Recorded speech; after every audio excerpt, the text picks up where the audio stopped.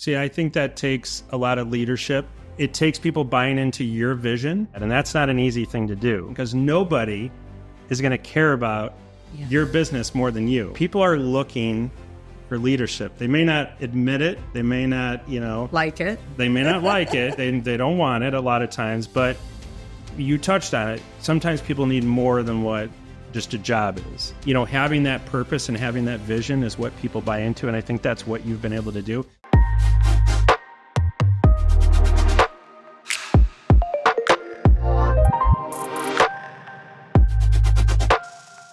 So this is the very first episode of our podcast, and we were calling it The Best Is Yet to Come.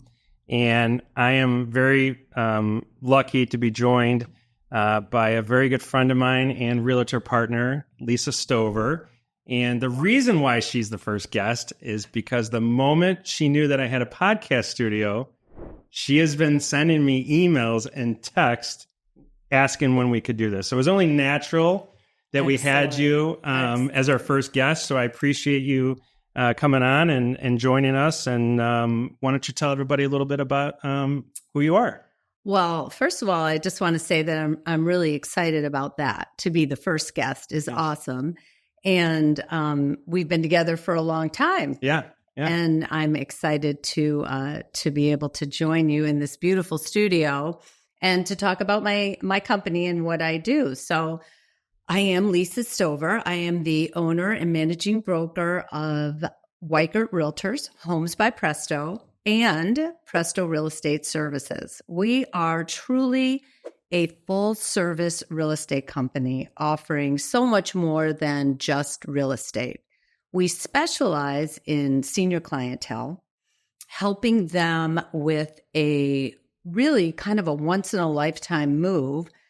For many of them, it may be their last move, the last big move that they make, but a very important and special and sensitive move. And we take a lot of time and care to really do this well. And I'm excited to be here today to talk more about it with you.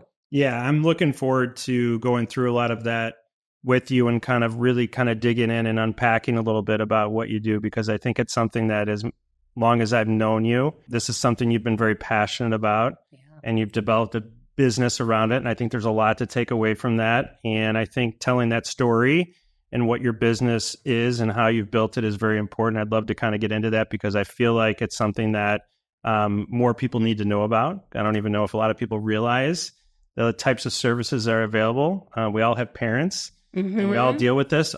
Unfortunately, it's usually at a time when we're not expecting.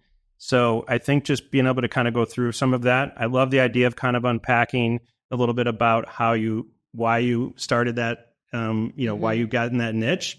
So I guess one of the things that I wanted to start with is if you could tell me a little bit about when when I first met Lisa. I think it's important to note, I was in a real estate office and you were a realtor there. And as far as I can remember back, you had a passion for helping seniors. So can you tell a little bit about, or talk a little bit about, when you decided that this was going to be something you really would focus on, but more importantly, build a business around? Yeah, absolutely.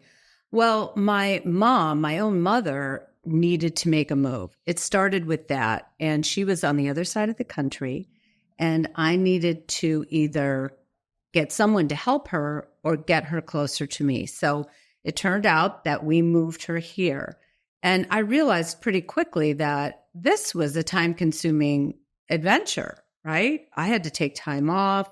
I had to be able to leave my kids behind to do the things that needed to get done to get her safely and happily, right? Yeah. Relocated. And so that was all well and good. And she lived with us for a number of years. When she started to decline cognitively is when things really started to escalate. I was in real estate at the time, and I had to make a move with her. She wasn't safe alone at home. We needed to get her into a community where she would be safer. And right around that same time, I received a referral from a financial advisor, a client he had who needed to make a move. I went and met with the client, and as soon as I walked in the door, I could tell by the way the papers were all over the place that this person was dealing with some cognitive issues. Yeah. He told me that his children lived in Texas and Minnesota, and he had already chosen where he was going to live, and I was going to sell his home. And I thought, you know what? I'm not comfortable having this person sign a contract with me. I didn't feel comfortable having him sign his name on a legal document. Yeah. So I asked him if I could reach out to his children, and they were wonderful. One was a pilot, the other was a school teacher. It was like March or April. Both of them were very busy, and they just said, I don't even know what to do. I don't even know how to change my schedule. I need to come in.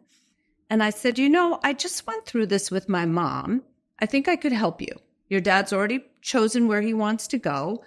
I can arrange for moving, and we'll help him get settled in his new apartment. And that's really where it began. Yeah. And at the end of that, the fulfillment that I felt was solidified. I knew at this point that I couldn't be alone. This brother and sister weren't alone. There were so many more people out there who needed help with a situation like this. So you had this experience. Mm-hmm. You realized the need, that you were experiencing with this family.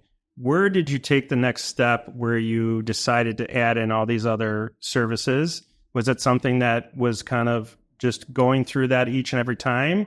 Or because I think that's what makes your business so unique is not so much the real estate side and being able to sit and talk to a family. Yeah. It's all the other services that you've built around real estate that I feel like goes above and beyond what most people would think is your responsibility. And you've now gone in and built this, not because you had to, but because more so you felt like it was something that was needed. Yeah. So can you talk a little bit about what kind of the progression was to get you to those other services? Well, I think that the progression was actually pretty organic in reality. Being very type A Capricorn that I am, I'm a bit of a control freak. And as I started to help people in snippets, right? Yeah. Like we'll help you organize a move, or we'll help you organize a clean out. I would realize that I really didn't like the way things were getting done. Yeah. That I would get a contractor in there, and maybe they weren't sensitive to the client's needs. What I've grown to understand, and we can talk more about this, is that people are very attached to their stuff. Yeah. Yeah. So when you come in and start messing with their stuff, it can be really, really upsetting. And so many people did not understand that. And I learned it gradually.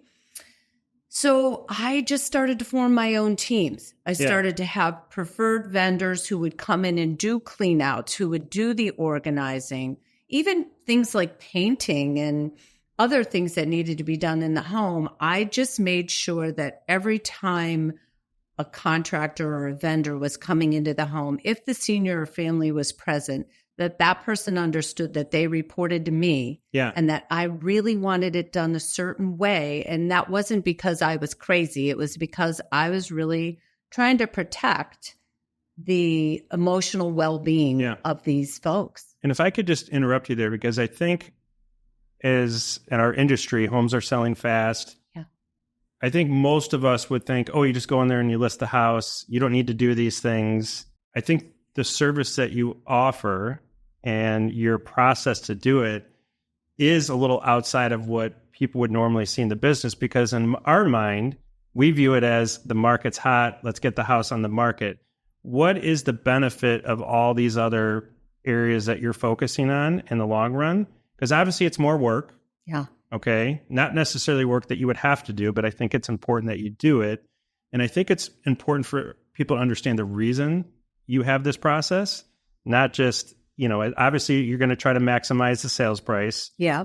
But, doing all these extra services, what type of experience does it provide for the seller, as well as the process, and what does it help gain in the long run that maybe if someone just went in and put a sign in front of the house, you would not obtain? Right.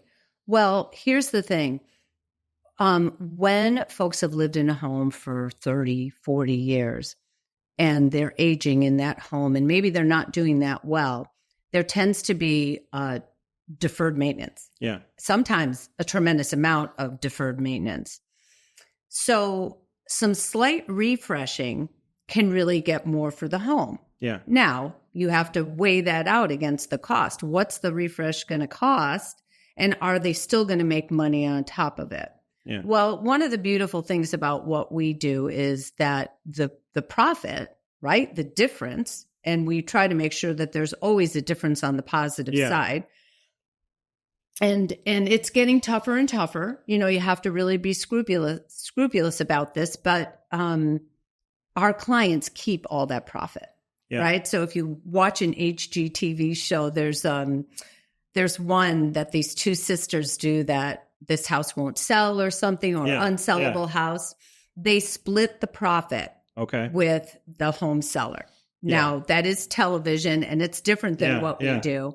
But we don't split the profit. We make our money. We price, we charge for the services that we offer. Yeah. We charge for the extra time that we're going to be spending in the home. We're very clear about that. But in the end, if it doesn't look to us, to me, my agents, like the client, the seller, is going to come away with a better outcome than they would have had we just stuck the sign in the yard. Yes. Then we don't want to do it. Yeah. You know, I mean, it is about them, and time is money, especially because we pay for all of our repairs and we get reimbursed at closing. Okay. So I always tell my sellers, understand this is my money on the line. I'm putting my money out here. So if I don't believe that I'm going to reap a reward for you, then why would I want to spend the money up front? And I think that is a huge piece of the puzzle, because obviously funds are always a consideration for a seller. They can be. And they're worried about, and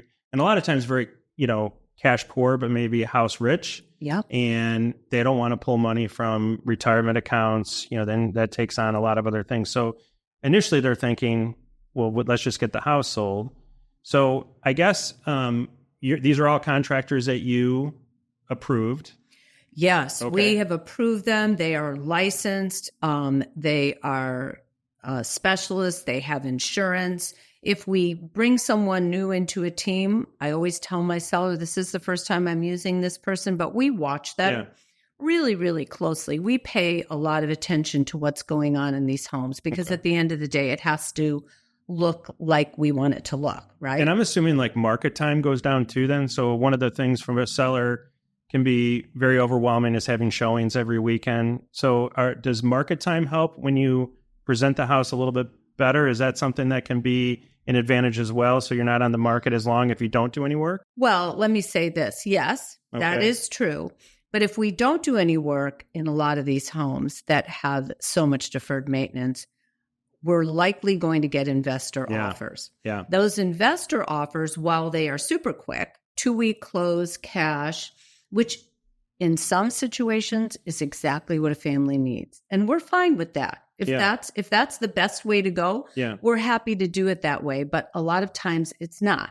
Having said that, those investor offers come in really low. So the investor then is going to pour the money in. Yes. The investor's going to make the profit.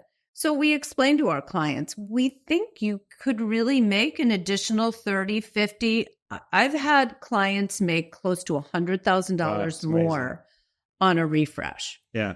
Now, sometimes homes need a lot, and you have to look at it and say, is it really going to be worth it? How much are we going to have to put into this? But there's plenty of homes out there that really can withstand a really sizable refresh and still see a great profit. Because most of our sellers, remember, have lived in their home a long time and don't have a mortgage. Yeah, I saw the stat, which I'm sure your sellers are longer, but I saw the stat that typically home tenure was around 3 to 7 years for years. Okay, that factors in obviously all home buyers. Right. And right now it's approaching 11 years, 12 years. I think it'll get up to 13 to 14 years. And a lot of that is baby boomers who are aging in place versus downsizing. Yeah. There's a lot of reasons why.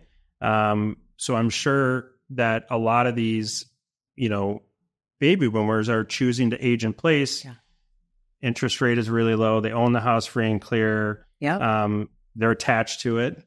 Their kids are attached to it. I get that a lot is, I don't, my kids don't want me to sell the house. It's the house we grew up in. There's a lot of emotions involved in selling a house that, your mom and dad have lived in forever. So what is the best way that how often do you talk to the kids? And what is the best way for you to identify and help more people? Because obviously, if people don't know, all these services are available, what is the best way that you identify some of these sellers? Well, let me back up a second and say, and one other reason people don't move is they have so much stuff. Well, yeah. Stuff. Yeah. Stuff is probably the biggest reason people don't move. So on that, how much of your services that you provide is to take care of that stuff?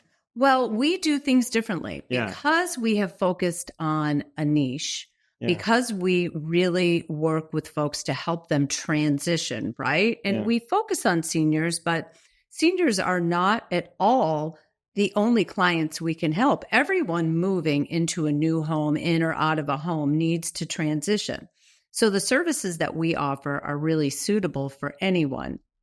When it comes to the seniors, the beautiful thing is that because they often don't have any home payments, they can make the move prior to everything starting.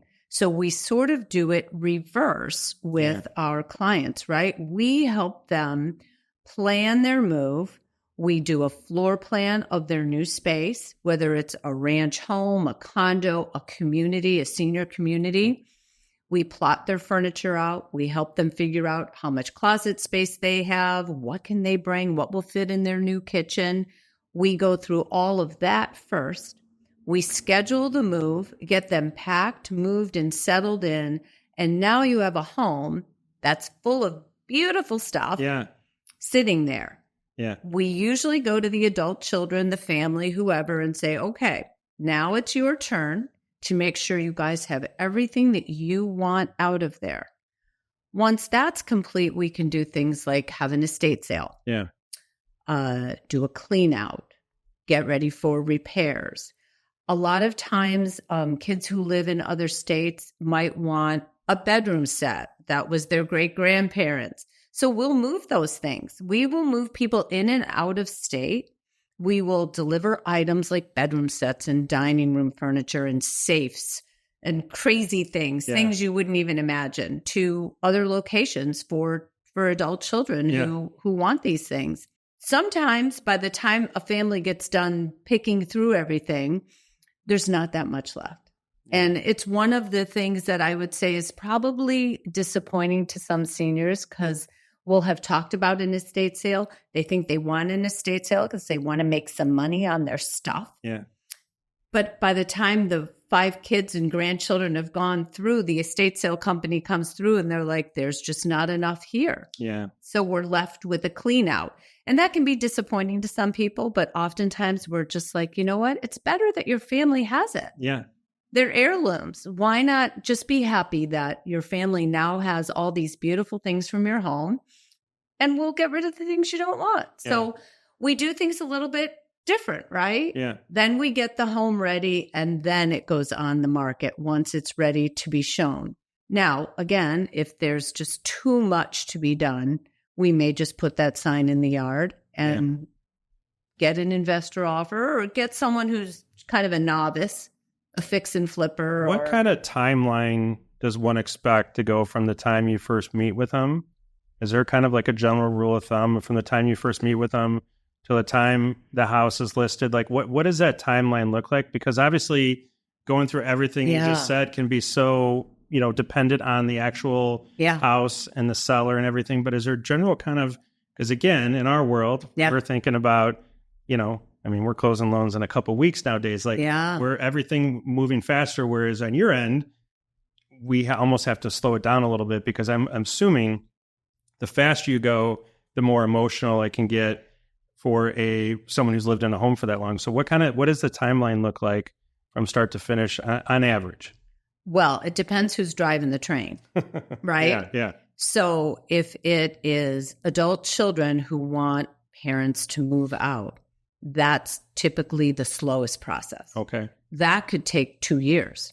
Yeah. Right? We may meet with them, start the initial conversation, and then come back 6 months later. Sometimes we don't come back until something occurs, like a fall or an episode that deems it necessary that the resident move right away.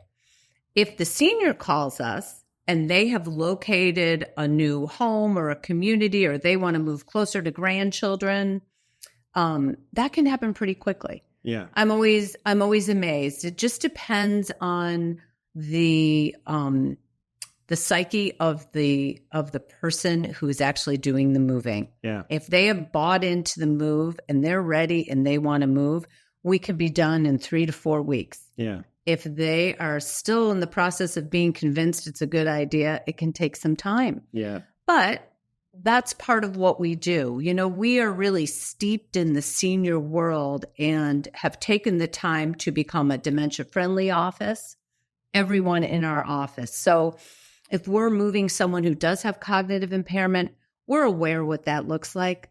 We understand that we may have to answer questions repeatedly. We understand that there may be some sundowning involved. We understand what the adult children are dealing with, probably better than the adult children do. Sometimes they'll come into town and we'll just see how frustrated they get with a parent. And we can be that calming force in the room to be like, it's okay. Yeah. Why don't you go out and go grab lunch? Mom is great here with me. I'm just going to go through these photos with her while we pack things up. I mean, our team is unbelievable. So I think that's important to touch on because, again, our business is very fast paced and not everyone would take the time and have the patience that you and your team do. What is that? You know, I know we touched on it a little bit in the beginning, but, you know, we always say, like, what is your why? Yeah. Like, what is the reason why this became so important to you? Yeah. And why? Because, again, most people would not take the time. Mhm. We live in this fast-paced environment. Our industry is fast-paced. There's obviously other business you could go after that would not require the amount of time, personal money, and all these things. And here you've still chosen, after all that, to have this niche and focus, not only do it, but focus on it, build a business around it. What's that why that made you say, this is what I want to do? Because I think it says a lot about who you are, not only the business you've created. Well, you make me really think about that. Yeah. And I'm not, you know, there are days that I'm like, why am I doing this? Yeah. That is a real why, right? Yeah.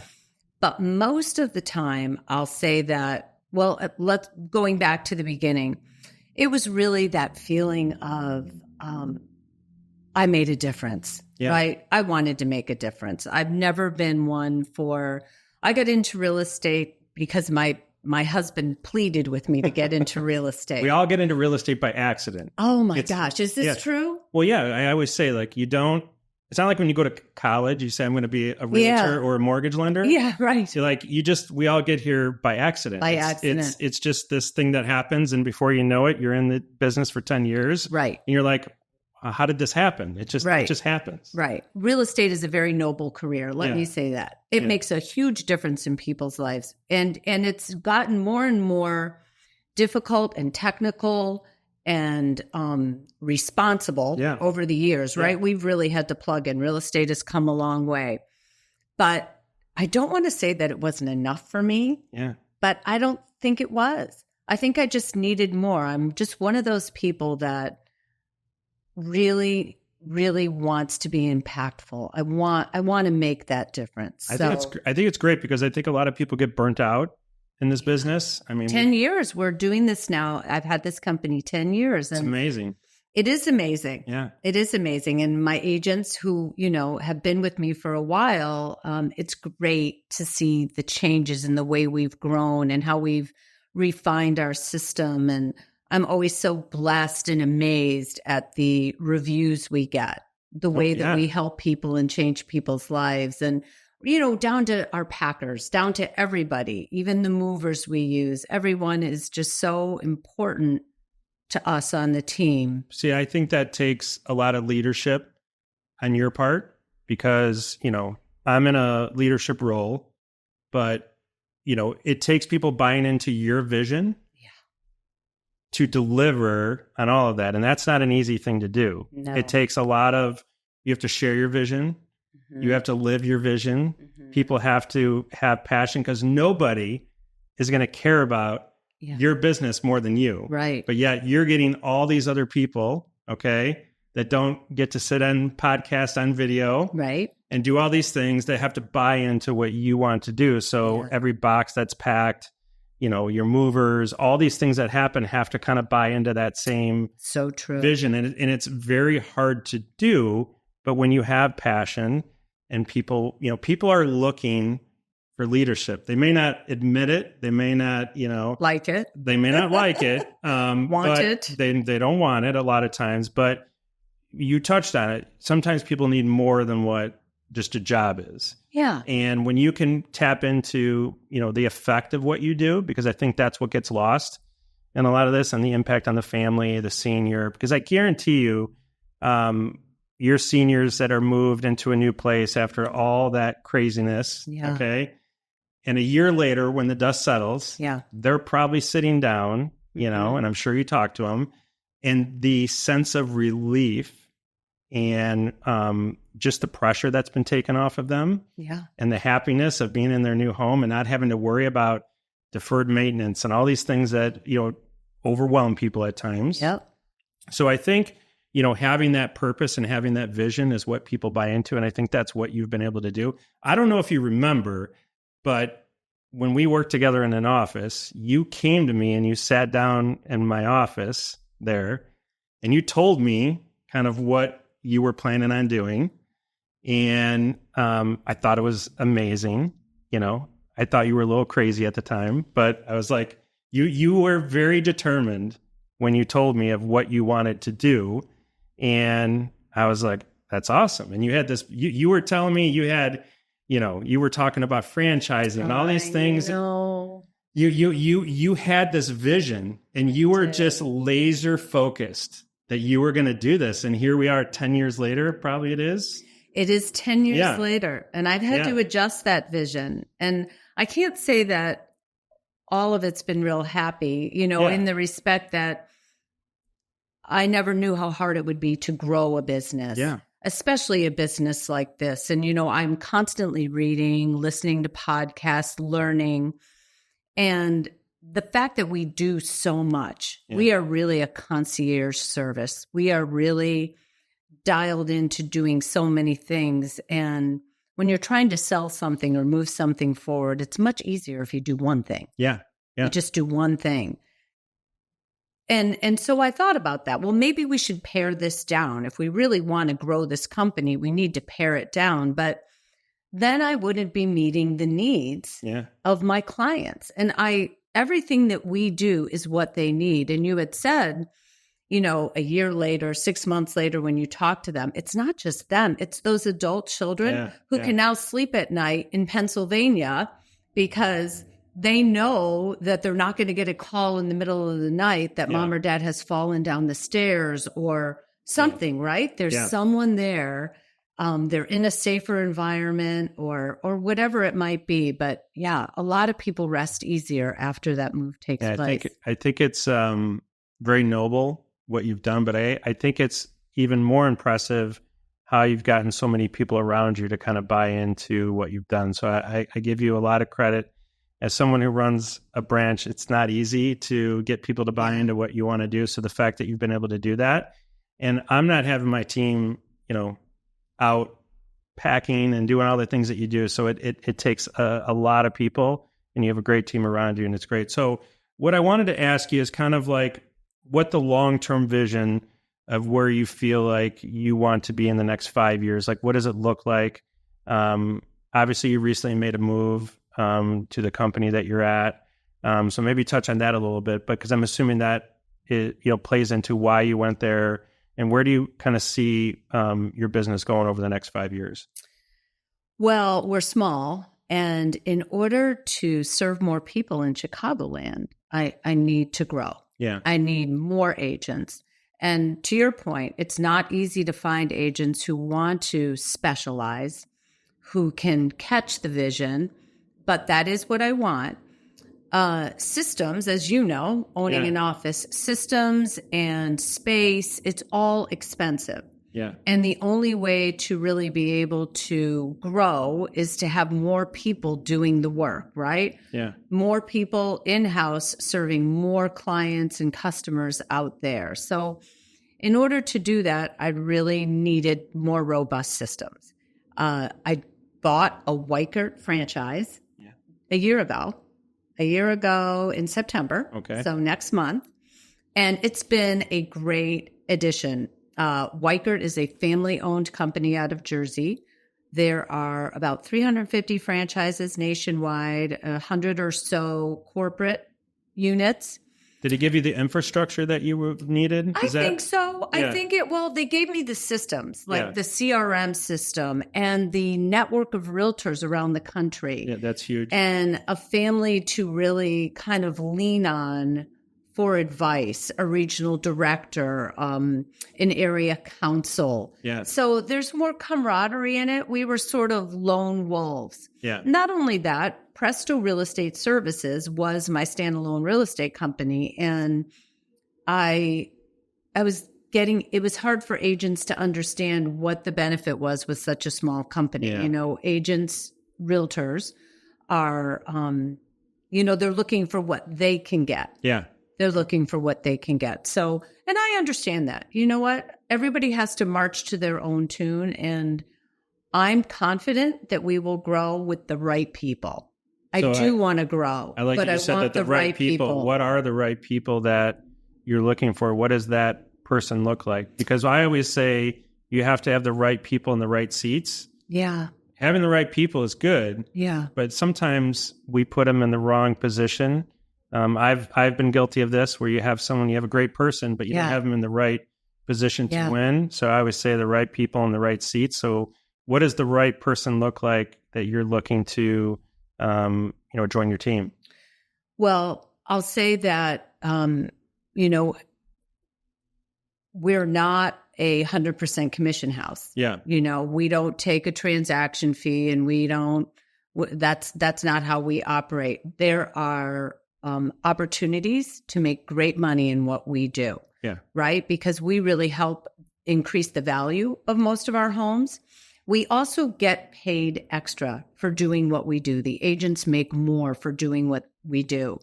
And the clients really understand that. They see the value in the time and energy that we're putting into their home and their project. And they've lived in their home a long time, and they care a lot about what we're taking care of for them.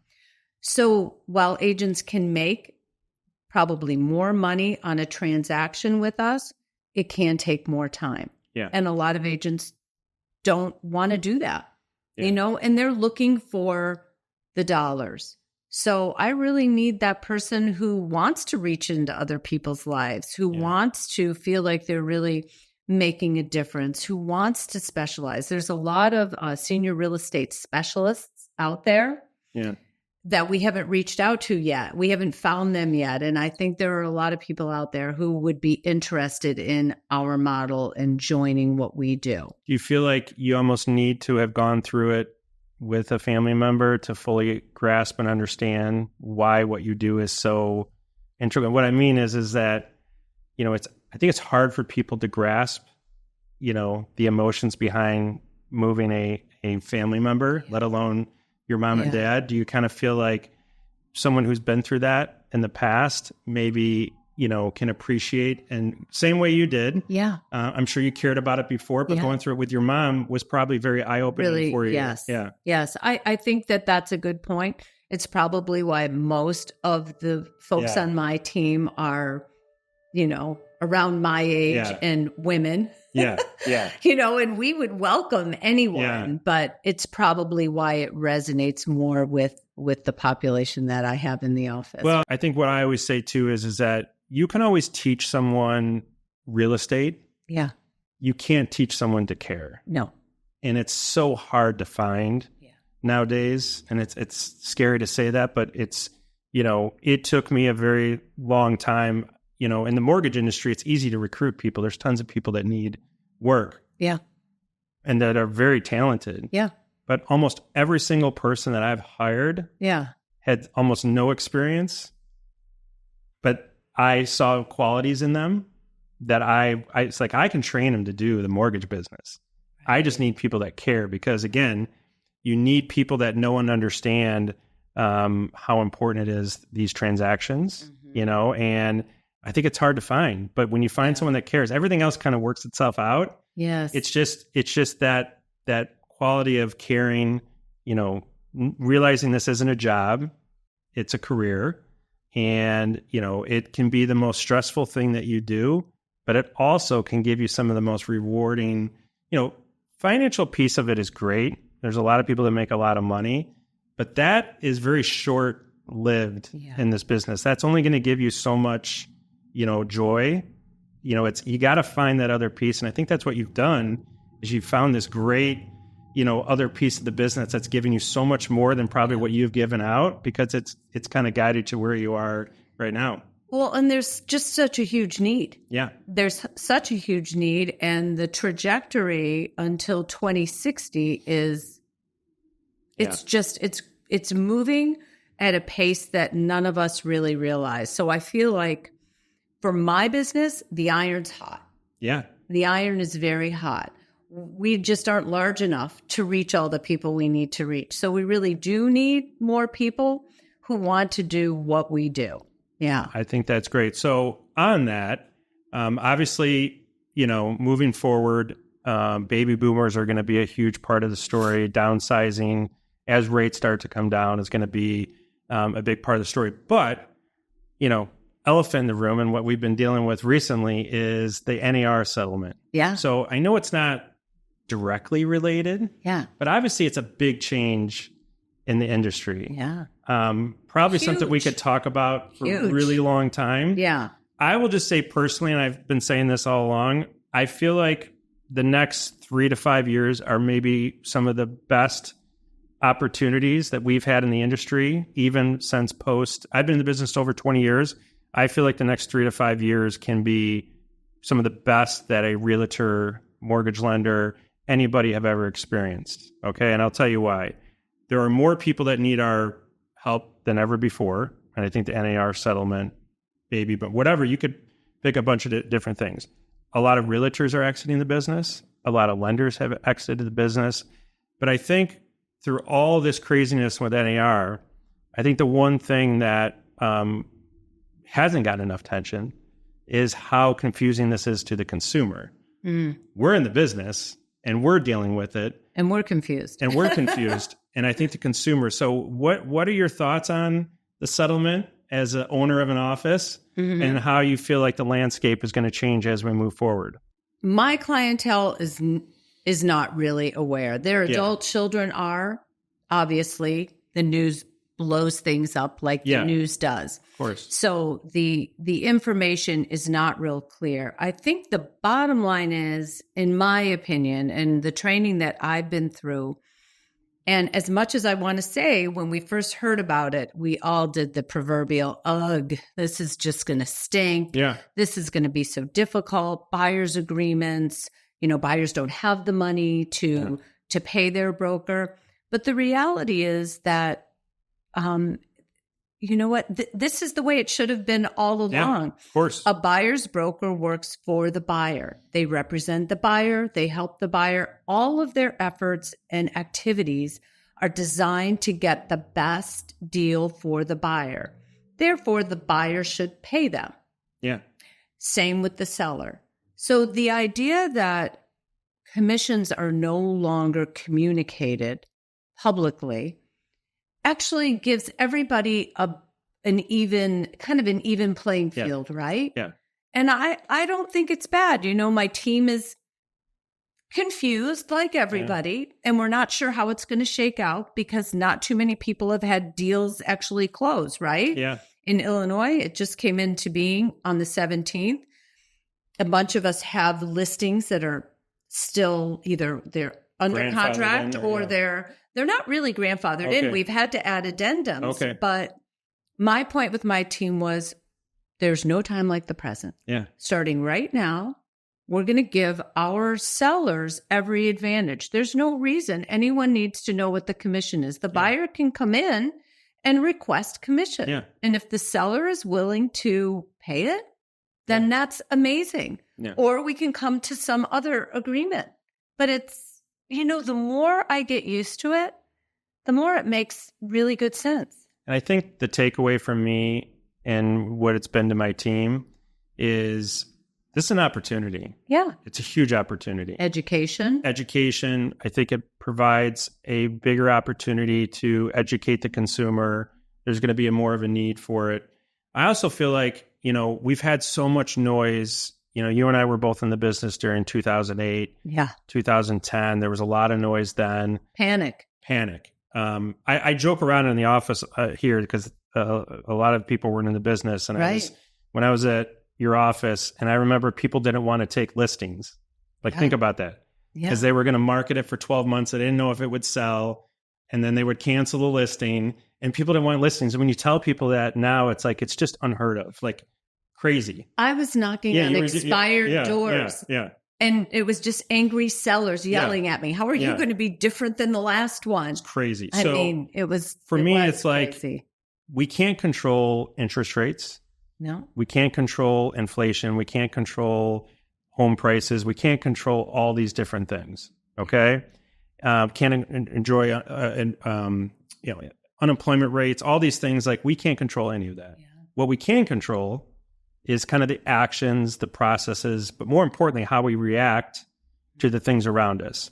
And I feel like that is the opportunity, is being able to not absorb a lot of that. And as a team leader, the noise. And as leadership, I think, is being able to lead through, it's easy for us to lead when times are great. Yeah. Okay. I think everybody's making money. Exactly. Everybody's happy. Remember how great we all thought we were during 2021? I was just going to say, wasn't it that yesterday? Yeah, we were awesome. The phone was ringing. Yeah. We didn't need to do anything, and we were all great. And then, 2023 came, the market started to turn. Yeah. Now we have an NAR lawsuit, and it's just, there's always something. Yeah. And I think the key is how you react to that and the mindset that you have. And I always say it's separation season. A lot of people have been using that term because this is going to separate kind of the players in the industry from the complainers, for lack of a better word. And I think that's what makes, your mindset so impactful to your team and how you approach it from the team, because it's very easy to complain. Okay. Yes. And when people see you complain, that gives them an excuse to kind of, it just trickles down. And I think the more people that step up like you have and project confidence to the team and say, this is what we're doing and we're moving on and what happened yesterday doesn't matter. Yeah. I think that is when we can focus on the consumer. We've made this so much about us. And what I said to a couple of realtors is we have to be careful, because at the end of the day, the consumer does not care about our compensation. No. They don't. They didn't care about it. Nor should they. They didn't care about it in mine 2010. They don't care about it with yours now. No. And we need to fix that issue on our own and help consumers. Everything else will work itself out. And I think that's the takeaway. Well, and I think that one of the things that you said was confidence. Confidence is really the number one aspect that I think can be the game changer. Yeah. Whether it's with your team or your clients. Yeah. Honesty, transparency, confidence. You know what? I'm confident we're going to get through this. We are in a new period. And I had a listing agreement signed last night, and I felt like I was kind of muddling my way through some of the explanations. And I said, exactly that. I am confident we're going to do fine with this. I will keep you informed every step of the way. If something changes with the way that I feel I may have interpreted something, I'm going to let you know, and we'll make amendments to anything that we've put together. I mean, what more can someone ask for? People are hiring you for that confidence. Yes. And people are hiring you for that experience. And your value is everything that's happened prior to today. Yeah. And those experiences and all those families that you've sat across. And that's what they're hiring. Yeah. Because at the end of the day, people will pay for value if they perceive it to be value. What they won't pay for is well, you just need to sign this because this is the way that it is. And unfortunately, that's what it's been for so long without understanding. And whether you did all these extra services or if someone just put a sign in the door, it was the same. Yeah. And now people like yourself are going to be more highly valued. And I think that's really the takeaway. Do you see anything like benefiting newer realtors coming in? Well, it's funny you say that because I speak to a real estate school twice a week or twice a month. Yeah. And I always bring up Simon Sinek. Yeah. And I point them to his TED Talk and his book. Yeah. Start with why. Because people buy why you do it, not what you do. Exactly. They want to know, they want to look you in the eye and believe you. They want that. People want to believe in people. Yeah. But they can smell a rat. Yeah. People can smell a rat. So if you're authentic and you truly want to help, if you're not thinking it's all about you. I think you said it though, confidence. Yeah. If you're confident, they will feed off of that. They will be confident in you. If you are doubtful or if you have hesitation or you're not bought into it, you have an attitude about it. Yeah. You can pick up when someone is just, or if you're defensive about your compensation, it can then take away from what really is what they're trying to accomplish, and that is to sell a house. I think the compensation is less of an issue if you don't make it the first thing you talk about. Right. But again, I think that a lot of agents get scared and want to kind of gloss over that. And it's really important to dig in and make sure, especially now that we're signing buyer's agreements and we have to put something in there. Yeah. So you're worth X percent. Why? Yeah. Why am I worth this? Exactly. What are you going to do? I mean, we've gone through it. We've role played in the office, the buyer consultation. Now more than ever, it's imperative to sit down with that buyer for a cup of coffee in advance to get that agreement signed. But more than that, to show them exactly what it is you're going to be doing for them. You may only show them 5 homes, but it's more likely that you're going to show them 25 homes. So that is why I love this. It's one of the things I talk about with a lot of my realtors that I meet with is that, the average seller will take a realtor around 8 to 11 hours of their time. Okay. The average buyer, it's like 23 to 24 hours. Oh, yeah. Okay. Now, my value to my realtor partners is I want to take that 24 hours and I want to take it down to about 8 to 11 hours. Okay. And the way that you do that is all the process that we do up front. Mm-hmm. And now if we have a realtor partner that's doing that same process up front, instead of showing someone 25 homes, we're going to show them 5 or 6. The right home. We're going to get the offer accepted. They're going to know what the payment's going to be. They're going to know what their cash to close is. You've now just taken your time, okay? Because I feel like a lot of newer realtors and even some that have been in the business for a while, it's time management. Yeah. That's why everyone says, you know what? Listings are the name of the game. And they are, but you're still going to be working with buyers. And if you can shorten that time, and I think that's where the buyer consultation is going to be so critical because you're going to learn things that you wouldn't normally learn when you have that conversation and that's your value. Then you're going to have a lender partner that's going to go through how to pay commission. And then when you get the offer a chance and you're in a multiple offer, you're more likely to win that offer because the buyer is informed and you're not having conversations. I think that is the biggest opportunity right now for people that choose to run their business that way. Because, I have agents every day that will meet a buyer at a house, this was previously, write an offer, and we're just scrambling. And can I get it done in 2 weeks? Absolutely. But that buyer would have the overwhelming experience because they're running to the finish line. Right. And it's just, so I think that's the opportunity is to be able to provide a much better experience for buyers that is going to allow you and the rest of your agents to serve more people and help more people and feel better about it afterwards. And we love that. Yeah. We love that. It's so important to have great partners who you can call and rely on to get things done. Just like in the process that we do with our, when we're moving and preparing a seller. I mean, The vendor is the most important person in our world, making sure that we're working with the right people. So I agree. I think it's a good time. Whenever there's a big shift Yeah. in the real estate world, good things typically come from it. Takes a little bit of time for everybody to shake it out, but I think we're gonna see some really great things. Great agents. So real quick before we finish up, you mentioned that you listen to a lot of books and podcasts. Do you have any kind of favorites that you really like? Oh my gosh, I have so many. And the reason I say this is I think people love to kind of know, like, do you have a morning routine that you do or anything different? I have a devotional that I do in the morning, and I do Wordle. Okay. Okay. Wordle and my devotional. Yeah. That's kind of my morning thing. But I listen to so many books. E-Myth is probably one of my favorite books, but because I wanted to grow a business, that was really important to me. Let me think about this. The Happiness Advantage. Yep. I know. Sean Aker. Yeah.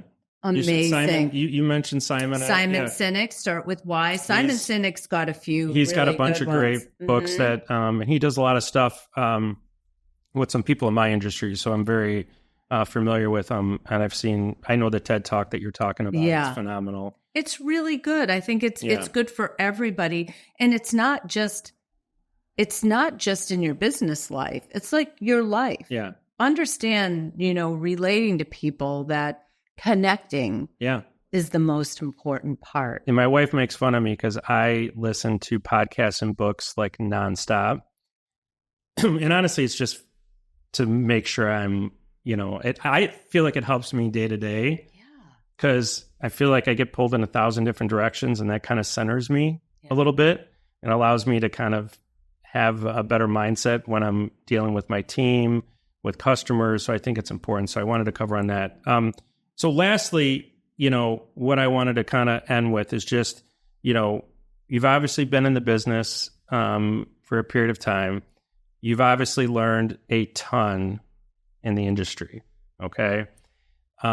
What are some takeaways if I was going to be a newer agent entering the business and I were to come to you, and I'm going to put you on the spot here, but what would be a few takeaways that you feel like are going to be integral for the next, 1 to 2 years to really focus on? Because the problem is when you get in this business, everyone has a book to sell you, a coach that you need to have. You need to do this, you need to do that. And I feel like a lot of people get pulled, or we got this coaching, or we're going to do this training, and they never really get to what I feel like is the why. Yeah. Why am I doing this? Yeah. What is my goal? And I think a lot of people get into the real estate industry because they say, oh, well, I want to have flexibility. I want to make my own schedule. I love houses. Yeah, I love houses. I love houses. I feel like I could, so what are a couple things that if someone's getting in the business, because you speak to newer agents, what's kind of that advice that you give them? Well, the one thing I say is this is your business. Yeah. It's a funnel. Yeah. Your job is to prospect, present, and close. That's it. Yeah. That's it. It's not complicated, but it's not easy. Yeah. You must always be prospecting, and you must always be looking for that opportunity to present, because without those, you're not going to close. Yeah. And if you want to make money, that's what you have to do. You have 3 jobs. That's it. Now, the second thing I tell them is you need 1 calendar. Okay. Not 6, not a family calendar on the wall, not the one in your phone and then the one on your computer. Yeah. Bring everything into 1 calendar and color code it so that everything you do for your real estate job is 1 color. Everything you do in your personal life is another color. And you can vary it from there. But at the end of a week, at the end of a month, you'll be able to look at your calendar and see just how much time you spent in your business. Yeah. Because if you're not spending the time, you're not going to get the result. Most people are busy in their business, but they're not busy building a business. Well, right. I mean, I could go on and on, but when I speak to the real estate school, those are the things that I tell them. You need to be able to track what you're doing. know Can I that ask you're you something else? doing Because I activities. know, and I don't mean to interrupt you, but Yeah. it's something I talk about when I interview a loan officer. I always talk about it, and you have a very supportive husband of your business. It's one of the things I talk about with our team all the time is, when they want to get in this business, like, do you have the support of your spouse if you have one, or significant other? Like, because there's a lot of sacrifices. Yeah. Is that something that, what does that partnership look like that enables you to do what you do? Well, it's a tough business to get into. If you're taking real estate classes at night, because you have a full-time job, you have to really think about, how is real estate going to fit into my world, right? Yeah. Because you have to support yourself. If you're fortunate enough, like I was, to have a husband who had a job and carried our insurance, I had the freedom to get into this. And it is important. Yeah. Now, if you're going to get into real estate and you want to just dabble, then know that you want to just dabble, and that's okay. I tell everybody it costs about $5,000 a year to be a realtor. That's base. Those are just dues and, no classes, marketing, CEs, nothing. or very little, right? Yeah. Maybe business cards, but it's about $5,000 a year without a whole lot of anything. Yeah. So what do you have to sell? Yeah. To at least pay your $5,000. You have to think about what it is you're going to do. The average agent doesn't sell four homes a year. Yeah. The average agent doesn't sell 4 homes a year. There's a stat that just came out that in the last 10 months, there's like 67% of realtors have not closed a single loan. Okay. Yeah. I don't even know what to say to that. Yeah. So there's a lot of licenses in holding companies right now because people aren't sure what to do. But it's one of those things. When I started with 100% brokerage and this was almost 20 years ago, because I knew myself well enough that if I had to pay a desk fee that was pretty steep at that time. And I knew that if I didn't do that, I wouldn't work. Yeah. I needed something that was going to hold me accountable. So my first year in real estate, I don't know how many I closed, maybe 8 or 9. It's great. And I've never been under 6 figures since. Yeah. Right. It's amazing. Yeah. But I had to purpose myself. And I tell newbies, it takes 3 years. It takes 3 years to grow anything. Yeah. So understand that, the 1% of the 1% are out there crushing it in their first year. That's an anomaly. Listen, there's a lot of realtors right now and people in my business that they love the more chaos and disruption that is out there, the more... I know we're thinking of the same person. Yeah. I mean, the more disruption and chaos is out there, they love every minute of it. Yeah. Because to them, this is where, we were order takers before. Yeah. During COVID and other markets. Yeah.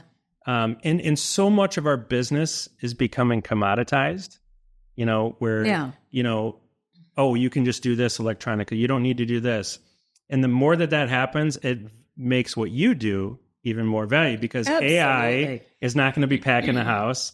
AI is not. So all the things that you do are so valuable. I think is so great. So before we end, I want to first thank you for being our first guest here. Thank you. I know this is a big allowing deal. Me to be your I first couldn't guest. ask for a better first guest. We'll have to do this again. Super fun. I know it was a lot of fun. So, but how does someone reach you if they wanted to reach out? Well, we'll make sure we include it. Please do, yes. because we've got lots of ways. Email, our website is fabulous. I always send people to our website because we have real testimonials out there. It really kind of walks people through how we do things. Pictures of the whole team are on there. So you can really learn a lot about our services and what we do from our website. And just to be clear, you're a full service real estate office. We are a full and service, not just seniors. Really While you specialize we do. in seniors, you still are a full service. Yes. First time home buyers, investors, no matter what. First-time home buyers need to pack, move, and settle too, right? Absolutely. A lot of times they need painting done or they're moving into a home where the kitchen doesn't look like they want it to, and we can do all of that. So we can help with so many things. We're really outside the box and have taken the time to learn what the clients out there really want and need. So we're excited to be a part of this and excited to meet some new clients. Well, I couldn't be more thankful that you took the time. Thanks. You definitely earned it because of your persistence. Thank you. In asking me to do this. So I appreciate that. So you had to keep us on our toes. So I appreciate that. Yeah. So thank you to everyone for watching. Thank you for listening, and hope to see you on the next episode.